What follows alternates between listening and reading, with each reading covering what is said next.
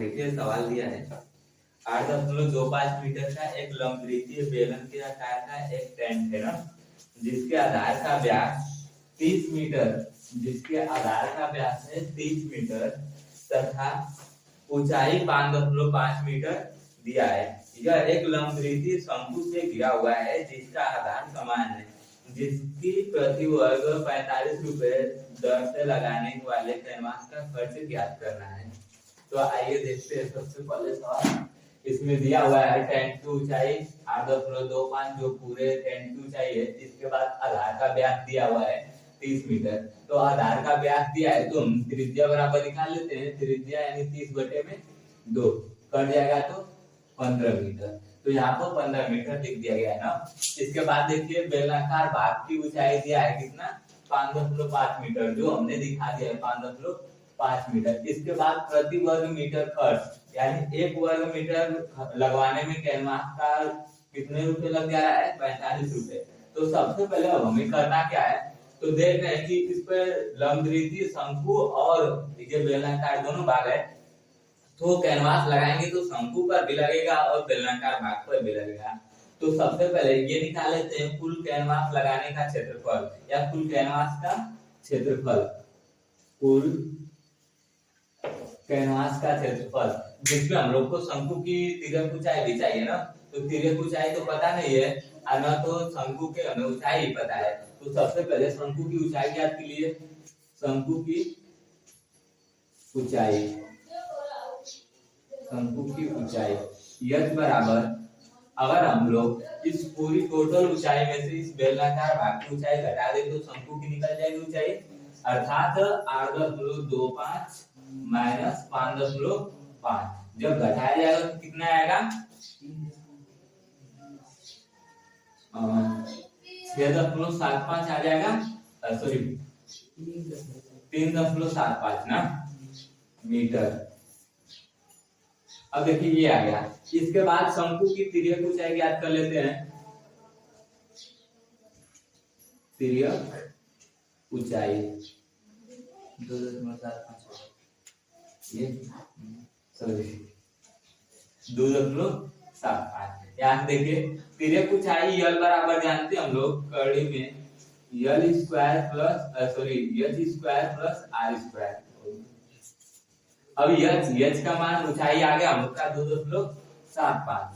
यानी 2.75 रख लेते हैं का वर्ग प्लस आर का मतलब त्रिज्या कितना दिया है 15 मीटर, तो 15 का वर्ग हो जाएगा। अब यहाँ से स्क्वायर कीजिए 2.75 का वर्ग कितना होगा, तो वर्ग कीजिए 2.75 का 75,625, जो 4 अंक का दशमलव हो जाएगा, फिर प्लस 15 का वर्ग 225, दोनों को जोड़ दिया जाएगा तो कितना आएगा इसको यानी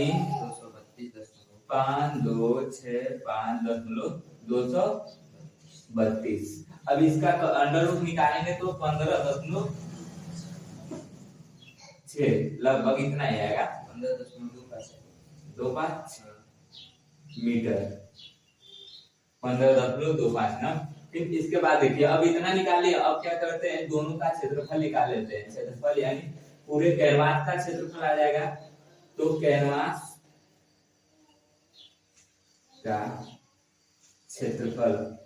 का क्षेत्रफल बराबर इस शंकु का क्षेत्रफल प्लस बेलनाकार भाग का क्षेत्रफल।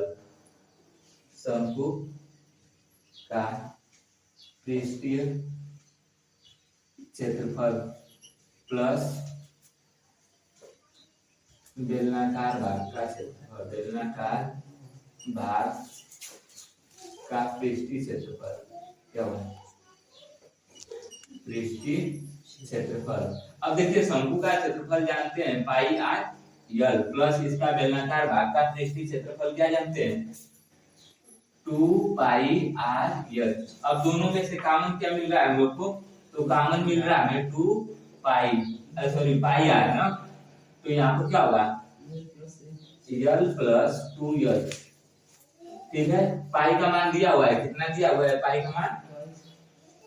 22/7 गुणे त्रिज्या, त्रिज्या का मतलब इसकी त्रिज्या कितना है 15। यहाँ से देख लीजिए, पाई का मान रख देते हैं 22/7 गुणे में त्रिज्या, त्रिज्या आर, आर का मान दिया है हमें 15 ब्रैकेट में, यहाँ पर दिया है यह लंबाई, इसकी तिर्यक लंबाई अभी हम लोग निकालें कितना है, देखिए यहाँ पर, यहाँ 15.25 मीटर प्लस यहाँ पर 2 गुणे यच यानी ऊंचाई, तो किसकी ऊंचाई, बेलनाकार भाग की ऊंचाई, तो बेलनाकार भाग की ऊंचाई कितनी है 5.5, यहाँ पर 5.5 लिख लीजिए। अब गुणा कर दीजिए, 15 गुना के 30, आखिर 3, फिर 15 गुना के 30 और 3 33 बटे में 7 ब्रैकेट में ये 15.25 प्लस 55 गुना क्या होगा 110, यानी एक अंक पर 10 लगा देंगे 11.0, दोनों को जोड़ दिया जाए तो जोड़ने में कितना आ रहा है 26.25। अब देखिए भाग दे देते हैं 7 से ना, 7 तरीके 21, 5 2 7 7 49 और 7 5 35 ना, गुणा कर देते हैं 330 गुणे 3.75, गुणा होगा तो कितना आएगा 1237.50, ठीक है। अब देखिए यहाँ पर दिया हुआ है कि प्रति वर्ग मीटर यानी 1 वर्ग मीटर क्षेत्रफल का हमें इतना दे दिया है 45 रुपए लग जा रहा है ना, तो ऐसे ही हमें जितने वर्ग सेंटीमीटर वर्ग मीटर स्क्वायर का लाना है खर्च, तो कैसे निकालेंगे, तो 1 मीटर वर्ग मीटर निकालने में 45 रुपए लग रहा है, तो कितना निकालने में अर्थात 45 से गुणा कर देंगे, तो कुल कैनवास लगाने का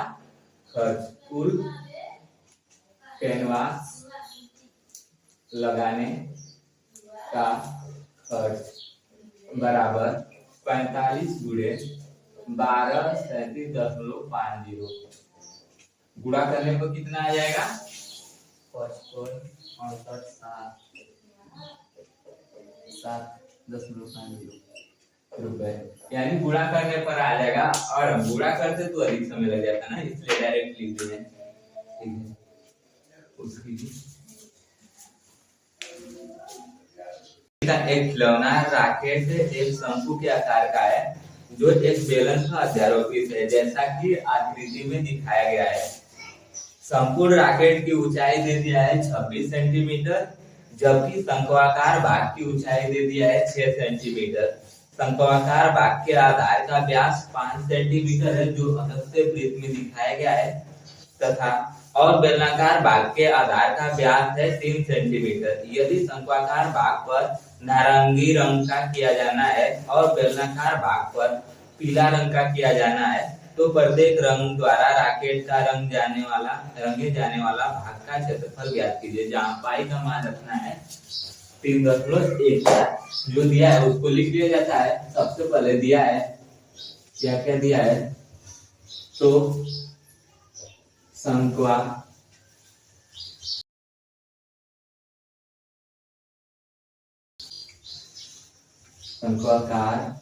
भाग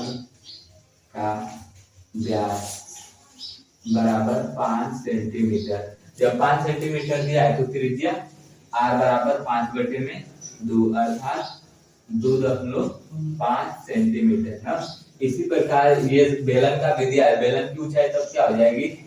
तो बेलन की ऊंचाई हो जाएगी, ये पूरी लंबाई दे दिया है रॉकेट का 26 ना, तो 26 में से अगर हम 6 को घटा दें तो क्या मिलेगा, बेलन की ऊंचाई तो मिल जाएगी। तो यहाँ पर बेलन की ऊंचाई लिख लेते हैं, कैपिटल एच बराबर 26 - 6 बराबर 20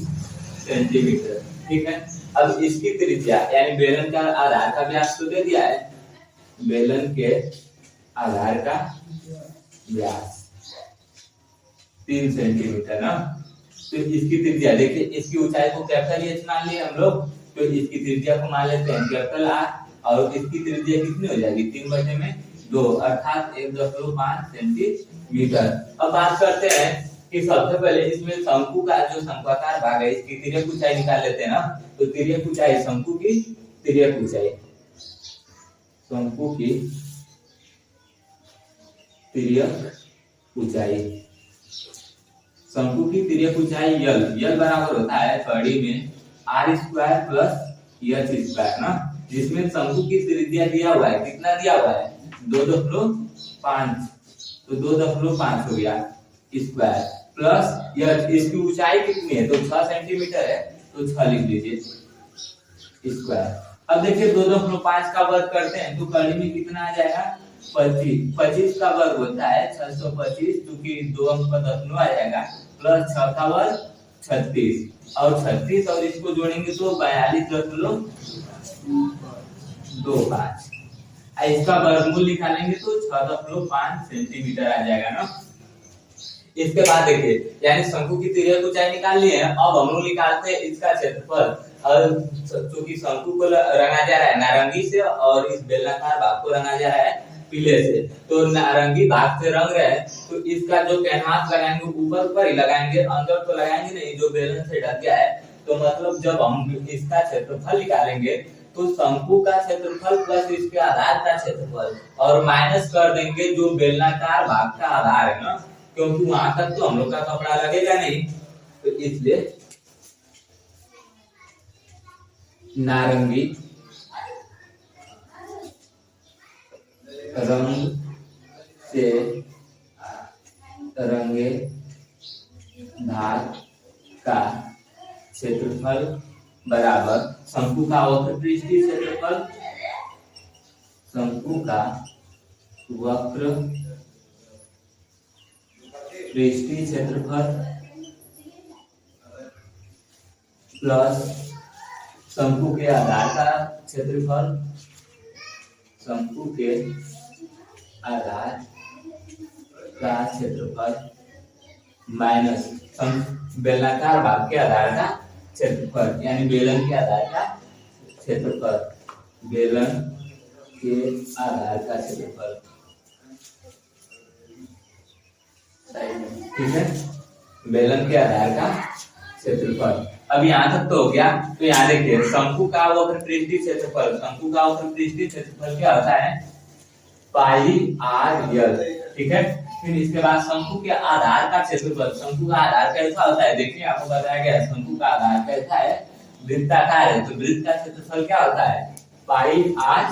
स्क्वायर माइनस बेलन के आधार का क्षेत्रफल, बेलन का आधार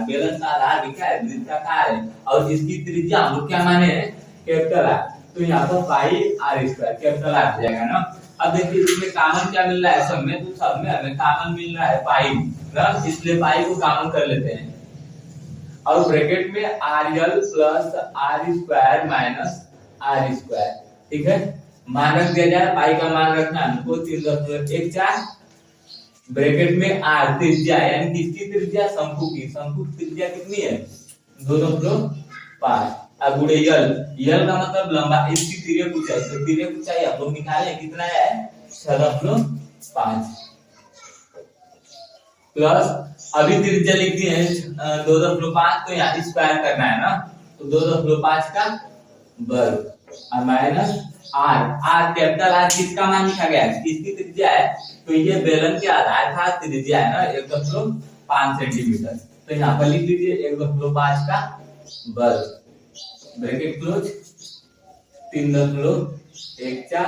ब्रैकेट में 25 का गुणा इसमें कर लीजिए, तो 25 पाँचे 125 हासिल 12, 25 छक्का 150 और 12 जोड़ देंगे तो 162, दशमलव 2 अंक पर दशमलव लगा लीजिए, फिर प्लस 25 का वर्ग कितना होगा 625 और 2 अंक पर दशमलव माइनस 15 का वर्ग 225 और 2 अंक पर दशमलव, ठीक है। अब इसको देख लीजिए 3.14 ब्रैकेट में 16.25 प्लस इसको घटा देंगे, तो घटाएंगे तो कितना मिलेगा 4 मिल जाएगा, जब 4 जोड़ेंगे पीले रंग का क्षेत्रफल, पीला वाला रंग किस पर चढ़ाया जा रहा है बेलनाकार भाग पर, तो इससे निकालेंगे हम लोग बेलन का पृष्ठीय क्षेत्रफल, तो बेलन का पृष्ठीय क्षेत्रफल निकाल लेते हैं। तो क्योंकि इसके आधार को तो चढ़ाया नहीं जा रहा है तो आधार को घटा दिया जाएगा ना,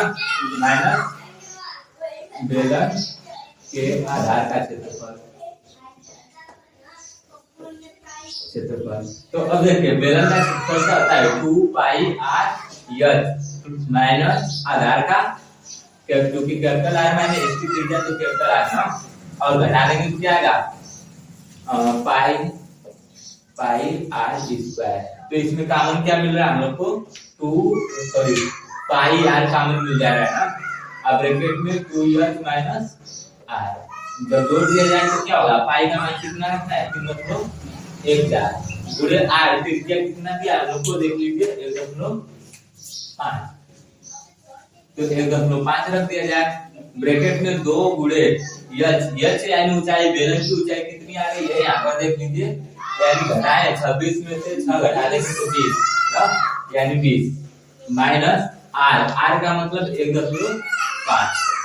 यानी 3.14 गुणे में 1.5 ब्रैकेट में 20 गुना के